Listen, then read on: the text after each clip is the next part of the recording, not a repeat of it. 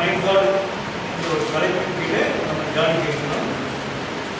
மயிலாடுதுறை என் தேவனே என் ஆண்டவனே என்று இந்த தலைப்பின் கீழே நம்ம தியானிக்க இருக்கிறோம்.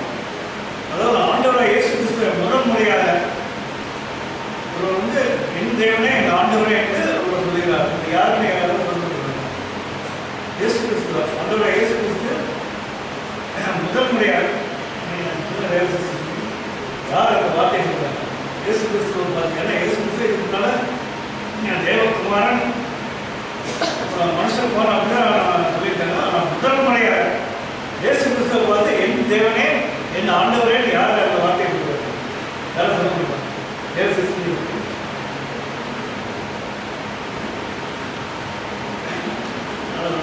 யாரும் தெரியல.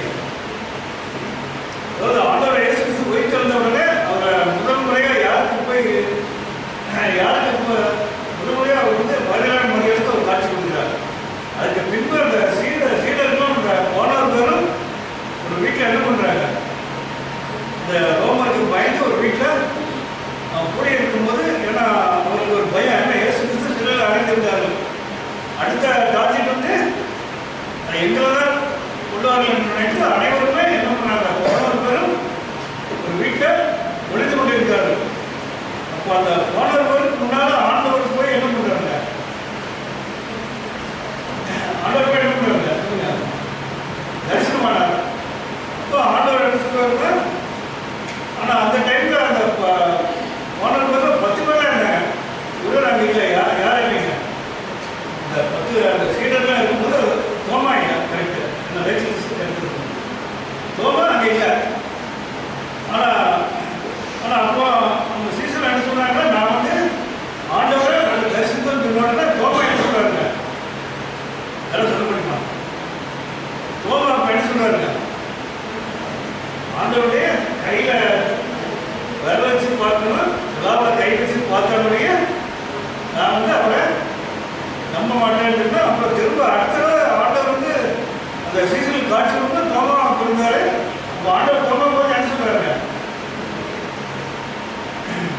இந்த கையை விழாவில் கை வச்சு பாரு அப்படின்னு சொன்னா, அப்பதான் தோமா இந்த வார்த்தையை சொல்லுகிறார், என் தேவனே என் ஆண்டவரே. என்ன அதுக்கப்புறம் அவரால் சும்மா இருக்க முடியல.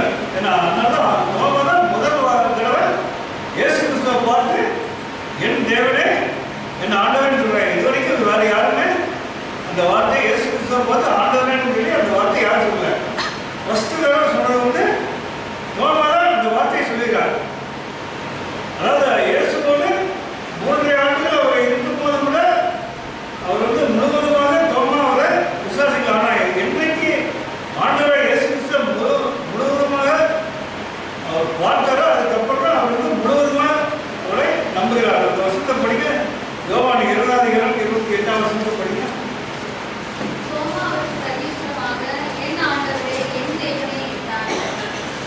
அதை எதை காட்டுகிறோம்? தேவனை ஆராதிப்பது. ஏன்னா தோமா முதல் முறையாக தேவனை ஆண்டவரை இயேசு கிறிஸ்து என் ஆண்டவரை என் தேவனை என்று அவரை ஆராதிப்பை பாய்க்கலாம். ஆக நம்ம ஆராதனை எப்படி நம்ம தேவனை ஆராதிக்க வேண்டும், எந்த வகையில் நம்ம ஆராதிக்க வேண்டும் என்பதை குறித்து நம்ம சுருக்கமாக நம்ம 5 காரியங்களை நம்ம பார்க்க இருக்கிறோம். அதாவது தோமா தான் ஃபர்ஸ்ட் டைம் தேவனை ஆராதிக்கிறார். என் தேவனை என்ன ஆண்டவரை என்று சொல்லி முதல் முறையாக தேவனை ஆராதிக்கிறார். ஆகவே நாமும் தேவனை விதமாக ஆராதிக்கும் போது தேவன் நம்மை ஆசீர்வதித்து தேவனாக இருக்கிறார். ஆகவே முதலாவதாக தேவனை ஆராதித்தது தோமா என்பதை நம்ம பார்க்கிறோம். அதனால வசனம் சொல்கிறது, இவர்கள் என்னுடைய ஜனங்கள். ஏன்னா நம்ம படிக்கணும் இல்லையா? இவர்கள் என்னுடைய ஜனங்கள், இவர்கள் என் துதியை சொல்லி வருவார்கள். அந்த வசனம் எந்த அதிகாரத்தில் இருக்குங்க? இந்த வாசிங்க ஏசாயா 43:21 வசனத்தை வாசிங்க. ஐசாயா 43:21.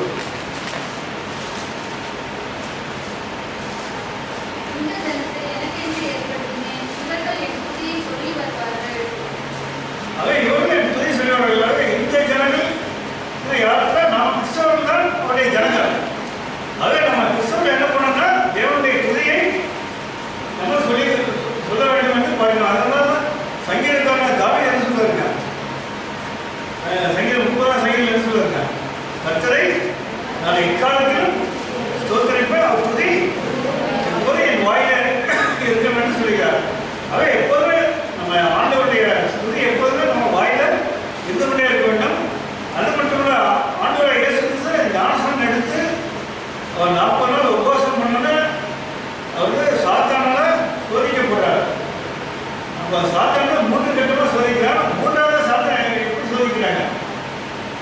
யாரும் சொல்ல முடியும். டெபோரா சிஸ்டர் சொல்லுங்க. சாத்தான் 3ஆம் தடவை சாத்தானை எப்படி சோதிக்கிறான் ஆண்டவர்? 3ஆவது எப்படி சோதிக்கிறாங்க?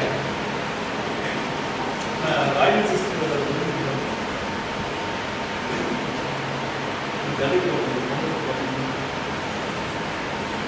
மூன்றாவது எப்படி சோதிக்கிறாங்க சாத்தான் ஆண்டவர்?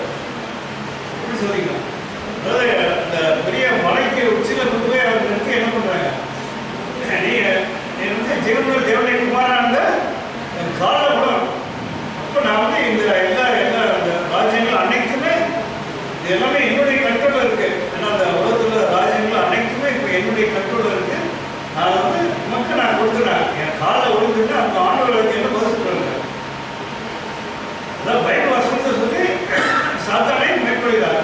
இந்த பைபிள் வசனம் என்ன சொல்றாங்கன்னா அந்த வாசிக்க உபாகம் 6ஆம் அதிகாரம் 11ஆம் வசனத்தை வாசிங்க.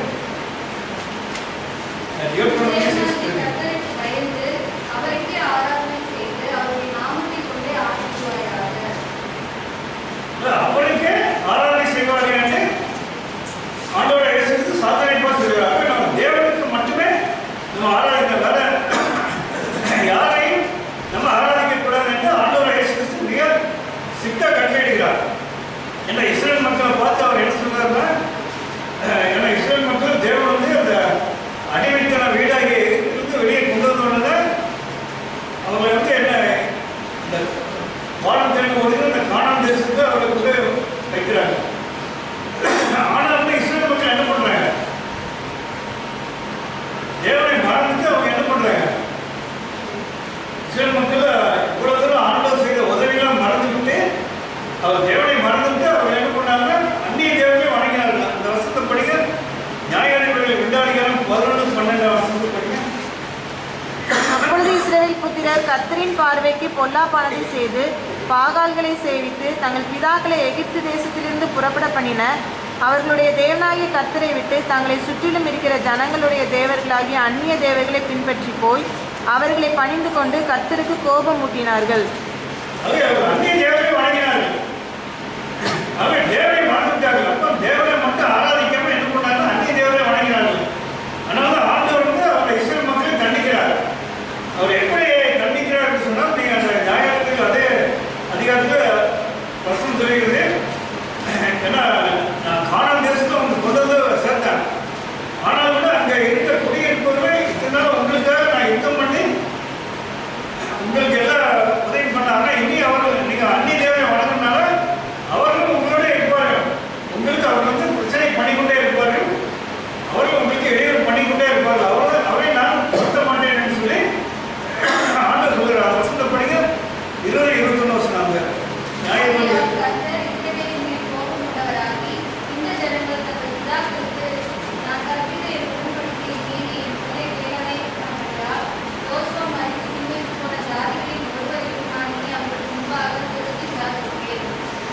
அவர் இனி அவர்களை வந்து நான் துரத்த மாட்டேன். அவங்க உங்களுக்கு இருந்து கூட இருந்து உங்களுக்கு பிரச்சனை பண்ணி கொண்டிருப்பார்கள். ஆகவே இந்த வரை நம்ம இஸ்ரேல் தேசத்தில் எடுத்துக்கொண்டால் இன்றைக்கும் அவர்களால் நிம்மதியாக இருக்க முடியல. ஏன்னா ஒரு பக்கம் இஸ்ரேல் தேசத்தில் செழிப்பு இருந்தாலும் கூட இன்னொரு பக்கம் அவங்களுக்கு கூட என்ன பண்ண பிரச்சனை இருந்து கொண்டே நடக்குது. ஹமாஸ் போராளிகள், பாலஸ்தீன தற்கொலை படைகள் எல்லாமே அவர்களுக்கு பிரச்சனை பண்ணிக்கொண்டே இருக்காங்க. என்ன காரணம்? அவங்க வந்து தேவனை ஆராதிக்காம.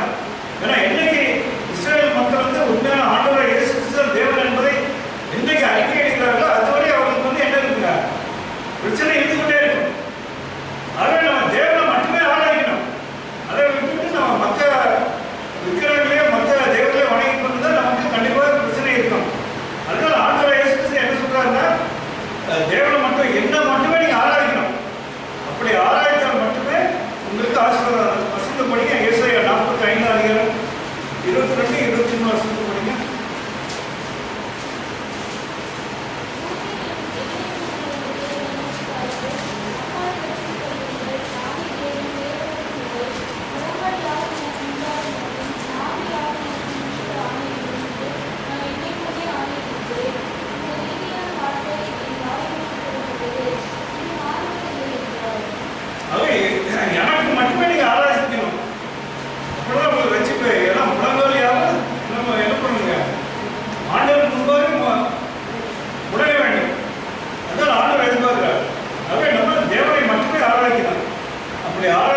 மட்டுமே தேவன் நம்மை ஆசீர்வதித்து வருகிறார். அது மட்டும் இல்லை, தேவனை வெறுமையாக நம்ம வாயில மட்டும் ஆராய்ச்சால் போகாது. வசனம் சொல்லுகிறது, ஆண்டோடைய வார்த்தை கீழ்ப்படிந்து அதை ஆராய்க்க வேண்டும் என்று சொல்கிறார். வசனம் படிக்க நீதிமொழிகள் 28:9 படிக்க.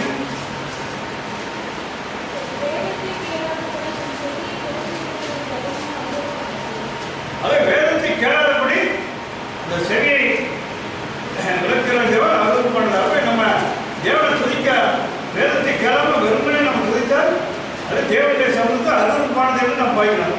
அதை நம்ம தேவனுடைய வார்த்தைக்கு மட்டுமே நம்ம கீழ்ப்படி நடக்க வேண்டும். அப்படி கீழ்ப்படி நடந்தால் அவருக்கு மட்டுமே ஆராதனை செலுத்த வேண்டும். அது வேதத்தின்படி நம்ம நடக்க வேண்டும். அப்படி அதனால்தான் நம்ம சங்கீத தாவீது சொல்கிறார், கர்த்தருக்கு பயப்படுவர்களே அவரை துதிக்கணும். கர்த்தருக்கு நம்ம பயப்படுவர்களே அவரை துதிக்கணும் என்று நம்ம பார்க்கிறோம். அப்படி நம்ம துதிக்கும் போது தேவன் நமக்கு என்ன பண்றாருங்க, நல்ல செழிப்பை நமக்கு தருகிறார். எப்படிப்பட்ட செழிப்பை தருகிறார் சொன்னால், அந்த வசனப்படியே எரேமியா 31:9 அழுகையோடும் விண்ணப்பங்களோடும் வருவார்கள், அவர்களை வழி நடத்துவேன். அவர்களை தண்ணீர் உள்ள நதிகள் அண்டைக்கு இடராத செம்மையான வழியிலே நடக்க பண்ணுவேன். இஸ்ரவேலுக்கு நான் பிதாவா இருக்கிறேன், எப்ராஹிம் என் சிரேஷ்ட புத்திரனா இருக்கிறான். அப்பொழுது கன்னிகைகளும் வாலிபெரும் முதியோரும் கூட ஆனந்த களிப்பாய் மகிழ்வார்கள். நான் அவர்கள் துக்கத்தை சந்தோஷமாக மாற்றி அவர்களை தேற்றி அவர்கள் சஞ்சலம் நீங்க அவர்களை சந்தோஷப்படுத்துவேன். தேவனை ஆராதிக்கும்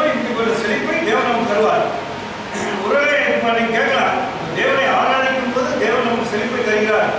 அப்படி இருக்கும்போது ஒரு சில குடும்பத்தில் இழப்புகள் வரலாம். அப்போ நம்ம ஆண்டவரை நம்ம திட்டக்கூடாது. ஏன்னா நம்ம தேவனை ஆராதிக்கிறேன், எனக்கு வந்து இப்படிப்பட்ட இழப்பு வந்துச்சுன்னு சொல்லி நம்ம ஆண்டவர் திருவிழா. ஏன்னா இன்னைக்கு காலையில் ஆராதனைக்கு வரும்போது வந்து அவர் சுத்தமான நம்ம செய்தியை கேட்டேன். ஏன்னா நம்முடைய சகோதரன் 35 வயதில் அந்த கீபோர்டு வாசிக்கிற அந்த சகோதரன் மனித விட்டாருக்கு சொல்லி கேட்டது மிக வருத்தம் தான். இப்போ நீங்கள் சொல்லலாம், தேவனை ஆராதிக்கிற சகோதரன் அவருக்கு எப்படி இந்த மாதிரி ஒரு நிலைமை வந்ததுன்னு ஒரு சிலர் கேள்வி எழுப்பலாம். ஆனால் நம்ம தேவனை ஏன் எழுப்பல கேட்கறது, நம்ம பயப்படுறதுக்கு நம்ம அதை ஃபாலோ பண்ணணும். ஏன்னா அதான் வசந்தத்துலேருந்து நம்ம வேதத்தை கேளாமல் என்ன ஜெபம் அருள் பண்ணாலே நம்ம வேதாம என்ன சொல்லியிருந்தோ அதுதான் நம்ம முக்கியம். ஏன்னா வேத வசனத்தை நம்ம பார்க்கும்போது ஒரு மனிதன் பூமியில பிறந்து விட்டாலே எத்தனை நாட்கள் அந்த பூமியில ஒரு மனிதன் வாழ வேண்டும் என்பது தேவன் வந்து முன்குறித்து தீர்மானம் பண்ணி வச்சிருக்காரு. அந்த வசனம் என்னதான் சொல்ல அடுத்த வாசங்கள் யோபு 14:5 படிங்க. யோபு 14:5.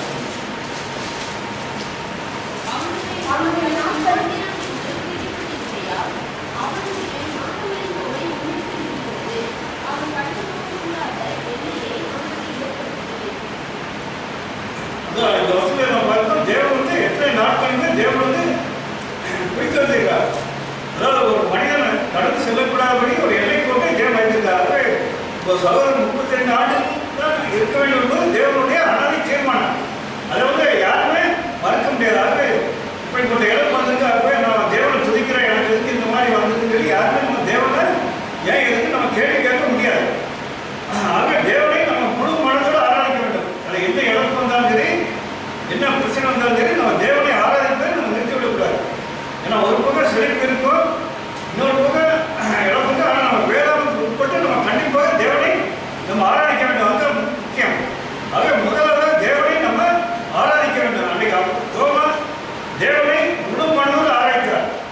என் தேவனை என் ஆண்டவரை என்று சொல்லி முழு மனதோடு ஆராய்த்தார். அப்படியாக நாம் தேவனை ஆராதிக்க வேண்டும்.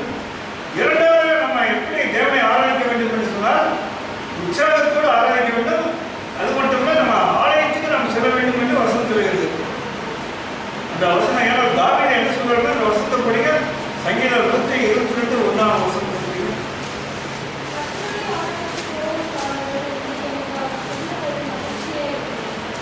அது கர்த்தருடைய ஆலயத்துக்கு போகும் வாருங்கள் என்று சொல்லும்போது நான் வந்து மகிழ்ச்சியாக என்று சொல்லுகிறார். தேவனை ஆராதிப்பது நம்ம சும்மா வெறும் வீட்டிலிருந்து ஆராய்த்தால் மட்டும் போதாது, கண்டிப்பாக ஆலயத்துக்கு வர வேண்டும். அதுக்கு நம்ம தோமாவை முழு உதாரணம். ஏன்னா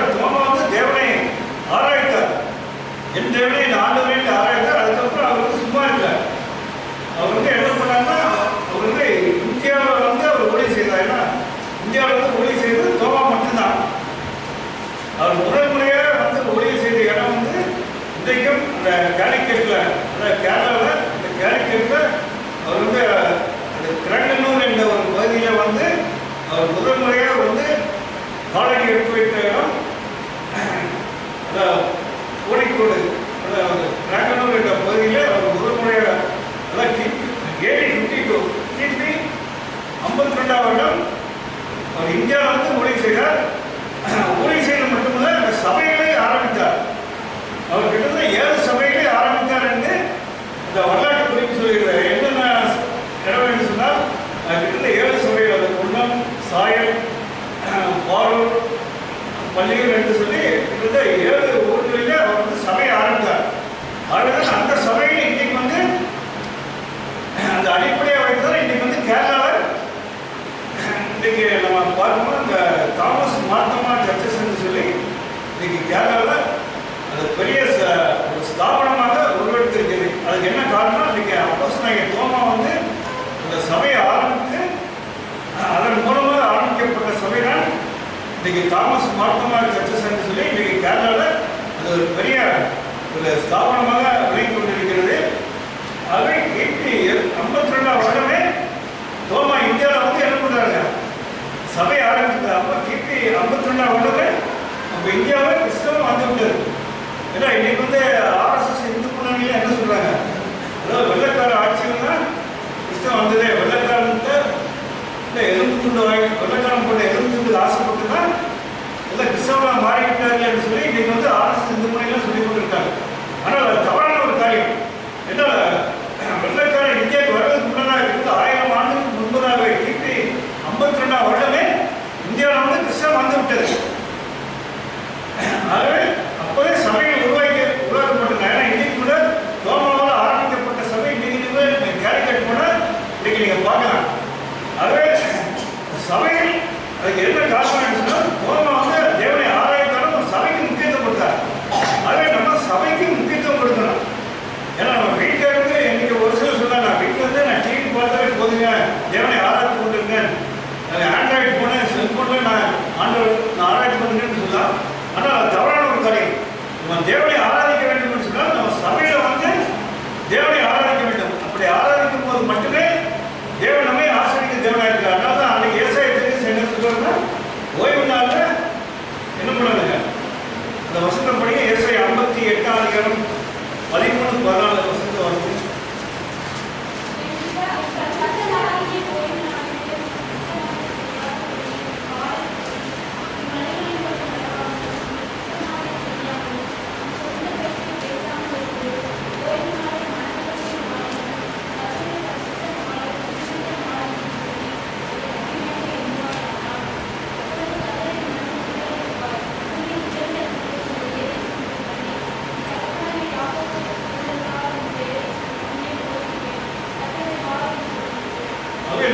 பார்க்கும்போது இந்த ஓய்வு நாள் தேவனை ஆராய்க்கணும். அந்த ஆலயத்தில் வந்து ஆராய்ந்தால் தேவனை விதமாக ஆசீர்வதிப்பார் என்று சொல்லி இந்த வசனத்தை படிக்கணும். நம்ம தேவனை சும்மா முதல்ல ஆராய்த்தால் மட்டும் போதாது, வீட்டிலிருந்து ஆராய்த்தால் மட்டும் போதாது, கண்டிப்பாக நம்ம சபையில் வந்து ஆராய்க்கணும். அதாவது சபை கூடி வந்து நம்ம என்ன பண்ணக்கூடாது, விட்டு விடக்கூடாது. அதாவது சபையில் வந்து ஆராய்க்கணும். அடுத்த 3வது நம்ம தேவனை ஆராதிக்கும் போது எப்படி என்ன செய்ய வேண்டும் என்று சொன்னால் வசனத்திலிருந்து தேவனை ஆராதிக்கும் போது நம்ம கண்டிப்பாக தேவனுக்கு கொடுக்க வேண்டும். அது வந்து மிக அவசியம் தேவை. இந்த வசனத்தை படிங்க, லூக்கா 21 முதல் 2 வசனத்தை படிங்க.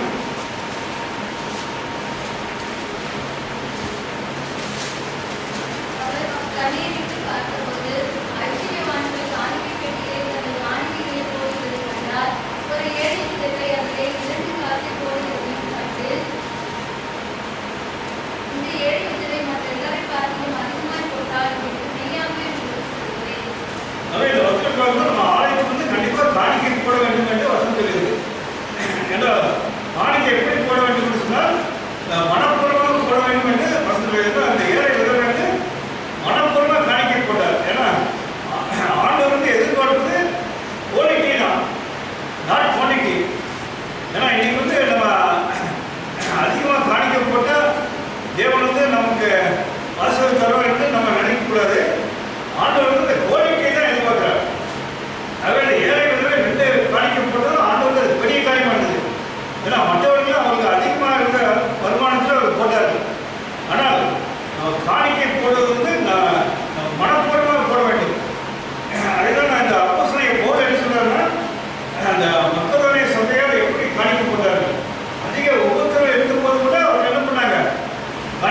வசந்தப்படி 2 Corinthians 8ஆம் அதிகாரம் முதல் 3 வசனப்படி அன்பின் சகோதரரே, மக்கதோனியா நாட்டு சபைகளுக்கு தேவன் அளித்த கிருபையை உங்களுக்கு அறிவிக்கிறோம்.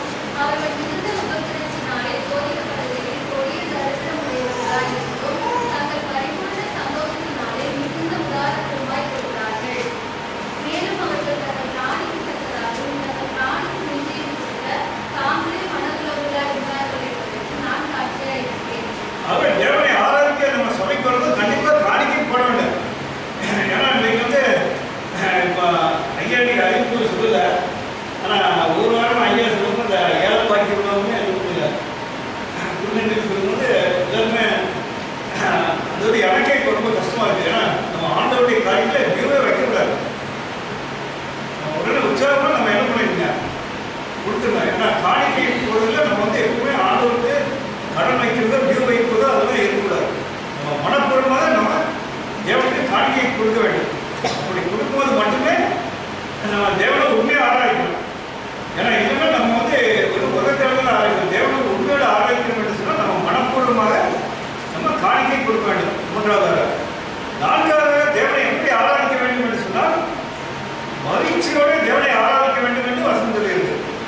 இந்த வசந்த படிங்க சிஸ்டர் ராயலி சிஸ்டர் படிங்க உபாகமம் 28ஆம் அதிகாரம் 47-48 Deuteronomy 28:47-48.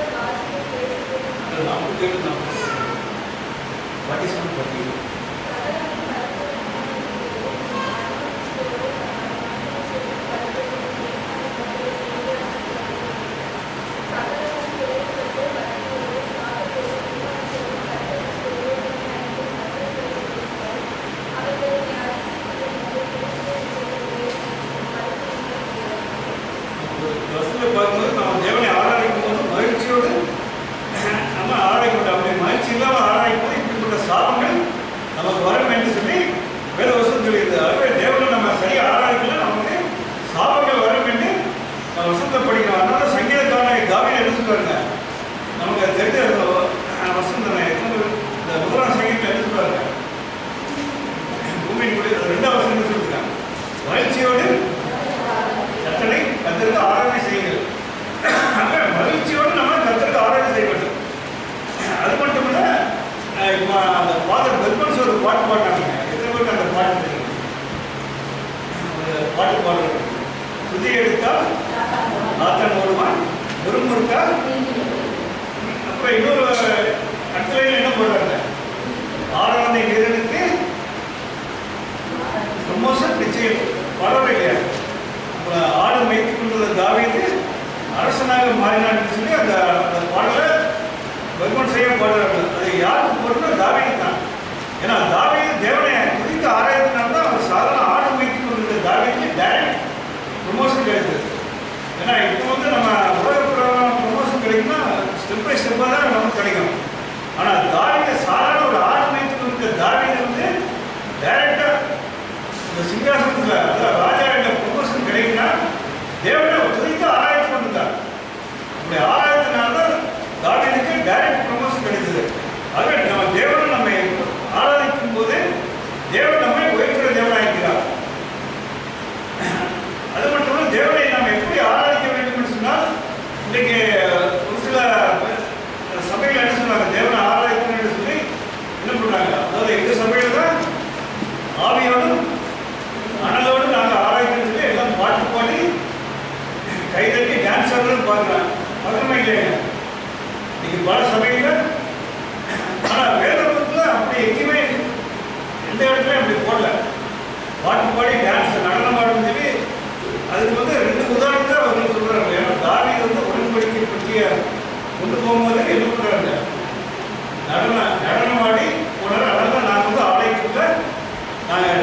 டான்ஸ் ஆடணும் அப்படின்றாங்க. ஆனால் தாவீது எங்க நடனம் ஆடுறாங்க? யாரும் சொல்லுங்க. தாவீது எங்க நடனம் ஆடுறாரு? உடன்படிக்கை பெட்டி இருக்கும்போது ரோட்ல நடனம் டான்ஸ் ஆடிக்கிறார். அவர் வந்து ஆலயத்துக்குள்ள வந்து அவர் டான்ஸ் ஆடல, ரோட்ல அந்த பெட்டி கொண்டு போகும்போது நடனம் ஆடிட்டு வர்றாரு. அதை இதை வைத்துக் கொண்டு நம்ம யாருமே சபைக்குள்ள வந்து டான்ஸ் ஆடி பைபிள் எங்கேயும் போடல. அதே மாதிரி இன்னொரு இடத்துல இயேசு கிறிஸ்து அந்த கழுதையில கவலை வரும்போது அந்த இஸ்ரேல் மக்கள்லாம் என்ன பண்றாங்க? ஓசனையில ஆர்ப்பாடுத்தார். அவர் வந்து எங்க ஆர்ப்பாடுத்தாருன்னா ரோட்ல தான் ஆர்ப்பாடுத்தார். இந்த ஆலயத்துக்குள்ள வந்து அவர் ஆர்ப்பாடிக்கல. ஆகவே இந்த ரெண்டு வார்த்தையை சொல்லி இன்னைக்கு சபையில மக்களை திசை திருப்பி கொண்டு போய் பாருங்க. ஆனால் வேதாந்தத்தில் எங்கேயுமே சபைக்குள்ள வந்து யாருமே பாட்டு பாடுறது நடனம் ஆடுன்னு சொல்லி எங்கேயுமே கிடையாது. ஏன்னா இன்னைக்கு ஒரு சில சபையில ஏன்னா ஒரு டைம் அந்த பாஸ்டர்ஸ் ஃபெலோஷிப் மீட்டிங் ஒரு பாயிண்ட்ல நடந்தது.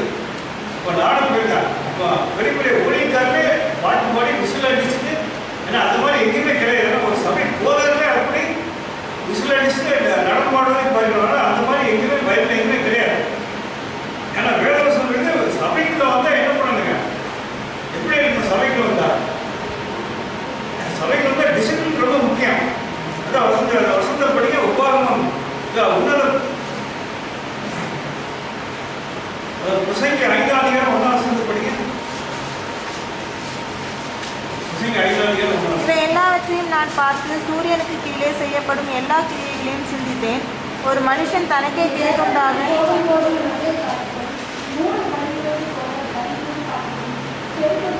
இந்த வசனம் பார்க்கும்போது நீங்க ஜெபாலயத்துக்கு போகும்போது எப்படி என்ன பண்ணுங்க? நடையை காத்துக்கணும். அதாவது ஆங்கில வேதத்தை மிக தெளிவாக டிசிப்ளின் முக்கியம் என்று அந்த சில ஆங்கில வேதத்தில் அந்த ஆம்பிஃபைடு இங்கிலீஷ் பைபிள் நீங்கள் படிக்கும்போது டிசிப்ளின் முக்கியம் என்று எழுதப்பட்டிருக்கிறதாக நம்ம ஆலயத்துக்கு வரும்போது டிசிப்ளின் அவசியம் தேவை. ஆகவே இந்த டான்ஸ் ஆடுறது பாட்டு பாடுறது ஆலயத்துக்கு அது வந்து அது உண்மையான அது ஆராதனை கிடையாது. ஏன்னா வேதம் சொல்ல அவரை தொழுது கொள்வது ஆவியோடும் என்ன பண்ணுங்க? உண்மையோடு தொழுது கொள்ள வேண்டும். ஆவியோடு பரிசுத்தான அபிஷேகத்தோடு நம்ம தொழுது கொள்ள வேண்டும். அந்த உண்மையோடு தொழுது கொள்ள வேண்டும் என்று சொன்னால் அந்த உண்மை என்று சொன்னால் இன்னைக்கு இந்த ஆவிக்குரிய கனிகள் எத்தனை பேர் தெரியுங்க? எந்த அதிகாரத்தில் ஆவிக்குரிய கனிகள் அதாவது எந்த அதிகாரத்தில்? அது வந்து ஆவிக்குரிய கனியில 4வது கனி என்னது? அது வந்து விசுவாசம் வருதா? அதாவது இந்த புதிய வேத முறைமைக்கு நீங்க படிக்கும்போது அது உள்ள உண்மை என்று எழுதப்பட்டிருக்கு. அதே போல ஆங்கில வேதாந்தத்தை நீங்க படிக்கும்போது ஃபெய்த்ஃபுல்னஸ் என்று எழுதப்பட்டிருக்கு. அதாவது அந்த ஆவிக்குரிய கனியில உண்மை. ஏன்னா நம்ம தமிழ் வேதாந்தத்தை விசுவாசம் என்று எழுதப்பட்டிருக்கோம். ஆனால் கரெக்டான மொழிபெயர்ப்பு வந்து உண்மை. ஆகவே அந்த ஆலயத்தில் வரும்போது நம்ம தேவனை எப்படி ஆராய்க்க வேண்டும் சொன்னால் ஆவியோடும் பரிசுத்த அபிஷேகத்தோடும் ஆவிக்குரிய கனியோடும் அவரை ஆராய்க்கின்றார் தான் உண்மை. ஏன்னா ஆவிக்குரிய கனி என்று எழுதப்பட்டிருக்கு. ஏன்னா கனிகள் கிடையாது. நீங்க அந்த இதில் பாருங்க ஆவிக்குரிய கனியாக 9 வகையான கனி கண்டிப்பாக இருக்க வேண்டும். இந்த ஆராய்ச்சி பணத்தில் எப்படி எத்தனை சுவையா இருக்காரு? ஆராய்ச்சி பணம் சுவையா இருக்கும். அதே போல இந்த 9 வகையான கனி கண்டிப்பாக இருக்க வேண்டும். அப்படிதான் நம்ம தேவனை ஆராய்க்க வேண்டும். ஆகவே தேவனை மறிச்சது ஆராய்க்க வேண்டும் என்று சொன்னால் எப்படி ஆராய்க்கணும்னா பரிசுத்த அபிஷேகத்தோடு ஆவிக்குரிய கனியோடு ஆராய்ப்பதுதான் உண்மையான மகிழ்ச்சி. அப்படி ஆராய்க்கும் போது தேவன் நம்மை ஆசீர்வதிக்க தேவனாகிறார். தாவீது அவருடைய தேவனை ஆராய்ச்சினால்தான் அவருக்கு டைரக்ட் ப்ரமோஷன் கிடைச்சது. ஆகவே நமக்கும் தேவன் வந்து இப்படிப்பட்ட உயரை தர வேண்டும் என்று சொன்னால் நம் தேவனை நம்ம என்ன பண்ணுங்க? மகிழ்ச்சியோடும் உண்மையோடும் அவரை ஆராய்க்க வேண்டும். அப்படி ஆராய்க்கும் போது தேவன் நம்மை ஆசீர்வதிக்க தேவனாகிறார். அப்போ கடைசியாக நாம் பார்க்க வேண்டியது தேவனை ஆராதிப்பதுதான் தேவன் பக்தி என்று வசனம். வசனப்படி லூக்கா 2ஆம் அதிகாரம் 25ஆம் வசனத்தை படிங்க.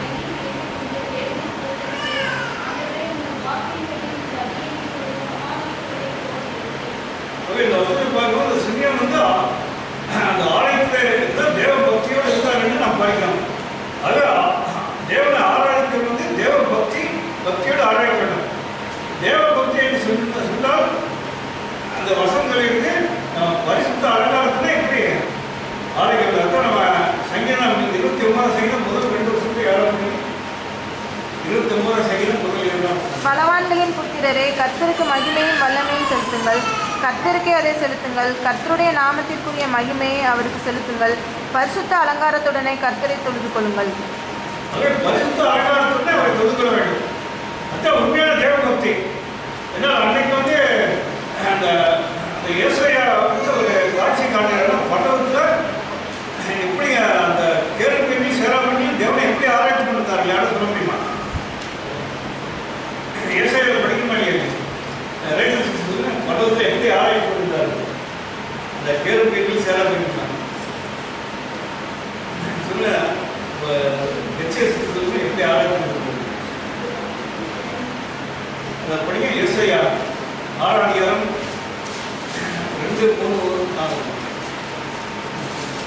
சேராபீன்கள் அவருக்கு மேலாக நின்றார்கள். அவர்களில் ஒவ்வொருவனுக்கும் அவ்வாறு சட்டைகள் இருந்தன. அவனவன் 2 சட்டைகளால் தன் தன் முகத்தை மூடி, 2 சட்டைகளால் தன் தன் கால்களை மூடி, 2 சட்டைகளால் பறந்து ஒருவரை ஒருவர் நோக்கி, சேனைகளின் கர்த்தர் பரிசுத்தர் பரிசுத்தர் பரிசுத்தர், பூமி அனைத்தும் அவருடைய மகிமையால் நிறைந்திருக்கிறது என்று கூப்பிட்டு சொன்னார்கள். பரிசுத்தர் பரிசுத்தர் பரிசுத்தர் சொல்லி தெரிய தேவையை அவர் ஆழ்த்தாருன்னா அந்த 3 தடவை சொல்லுவார். பரிசுத்தர் பரிசுத்தர் யார் யாருக்கு சொல்றாங்கன்னா பிதாவாகிய தேவனுக்கும் குமாரனாகிய தேவனுக்கும் பரிசுத்தாகிய தேவனுக்கும் அவர் தேவனை ஆராய்ச்சி கொண்டிருந்தார்கள் நாம் படிக்கிறோம்.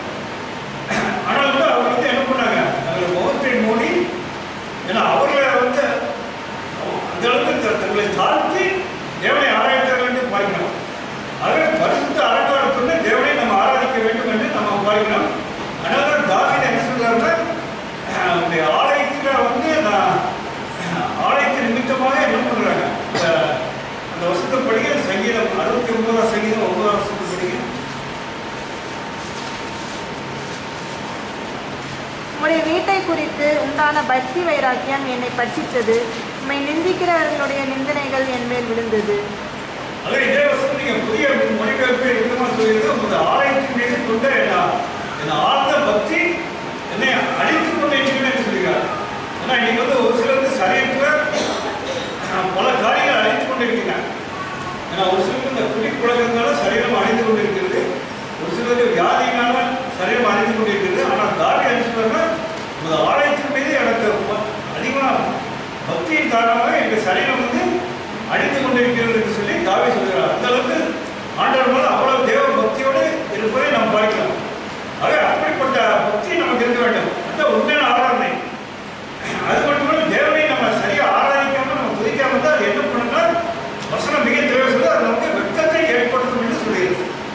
தேவனை நம்ம சரியா ஆராதிக்கலன்னா அந்த வசனப்படி யோவேல் 2:26 வசனத்தை படிங்க.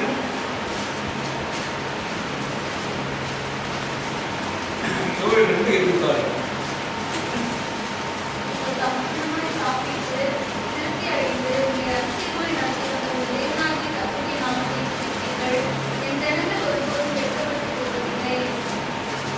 தேவனை நீங்கள் திருப்பிடலாம். என் ஜனங்கள் ஒருபோது வெட்கப்பட்டு போகல. அப்புறம் நம்ம தேவனை ஆராதிக்கும் போது நம்ம வெட்கப்பட்டு போக மாட்டோம். அதே தேவனை ஆராதிக்கும் அது வெட்கத்தை ஏற்படுத்தும் என்று நம்ம இது மூலம் தெரிந்து கொள்ளலாம்.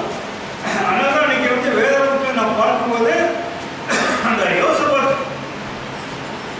ராஜா விரோதமாக 3 படைகள் அவர் விரோதமாக வருகிறது. ஏன்னா ஒரு படை வந்தாலே நம்மளால சமாளிக்க முடியாது. ஆனால் அவர் யோசபாத் ராஜா விரோதமாக 3 படைகள் அவர் விரோதமாக வந்தபோது அந்த யோசபாத் என்ன பண்றாருன்னா, அவர் பெரிய பெரிய மிலிட்ரி ஏர்ஃபோர்ஸ் யாரையுமே நிறுத்தல, பெரிய யுத்த வீரர்கள் நிறுத்தல. அதுக்குள்ள யாரை நிறுத்துறாருங்க சொல்லுங்க, ரேசல் யார் நிறுத்துறாருன்னு சொல்லுங்க. யோசபாத் மிலிட்ரியோ நேவியோ ஏர்ஃபோர்ஸோ யாருமே நிறுத்தல. அந்த 3 படைகளை சமாளிப்பதற்கு யாரை முன்னாள் நிறுத்துறாரு சொல்லுங்க, யாரும் தெரியலையா? யாரும் நிறுத்துறாரு? இந்த வசந்த படிக்க 2:4 20 அதிகாரம் 21 22 வசந்த படிங்க.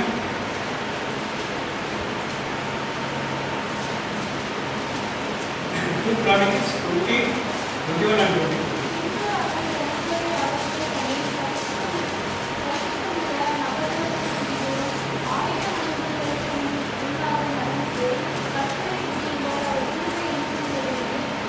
Thank you.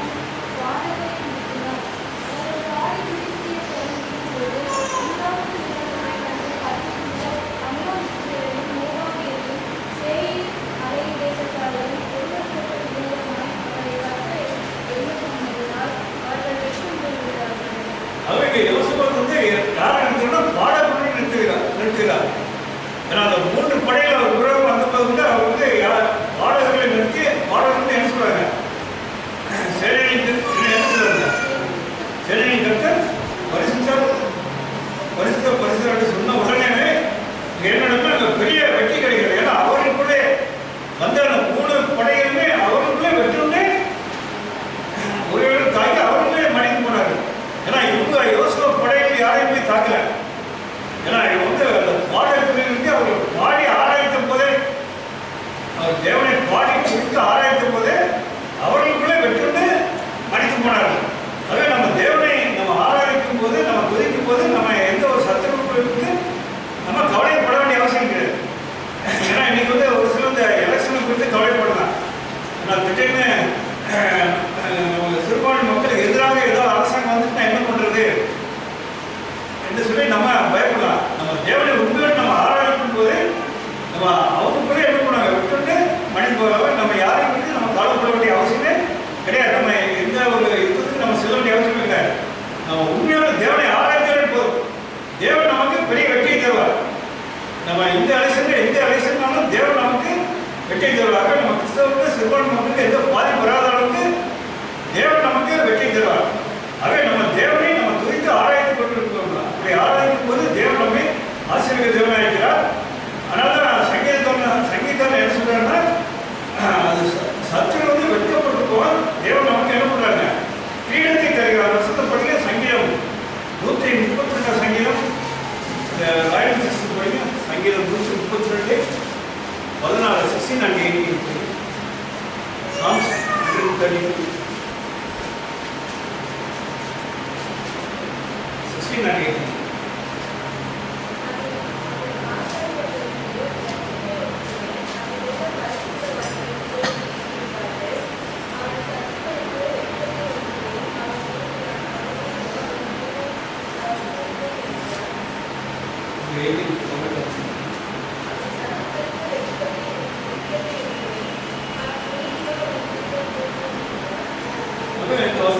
தேவனை குறித்து ஆராய்ச்சி சத்துருக்களுக்கு வெட்டத்தை ஏற்படுங்க.